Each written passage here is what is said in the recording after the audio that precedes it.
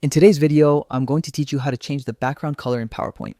This is a useful trick for adding a personal touch to your presentations or making your slides more visually appealing and engaging. Start by opening PowerPoint on your computer. If you don't have a specific presentation in mind, you can use a blank one for practice. Once PowerPoint is open, navigate to the presentation you want to work on, or create a new one and add a few slides to see the changes across multiple pages. Next, select the slide you want to modify.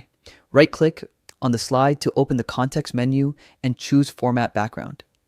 This will open a panel on the right side of your screen where all the background customization options are located. In the Format Background panel, focus on the Fill section. Select Solid Fill, which allows you to choose a single color for your slide's background. Then, click on the Color drop-down menu to see a palette of color options. Browse through the colors and pick the one that best suits your presentation's theme or the mood you want to convey. You can preview the color on your slide before finalizing your choice, which helps ensure it complements the rest of your content. If you want to experiment, you can repeat this process as many times as needed until you're satisfied.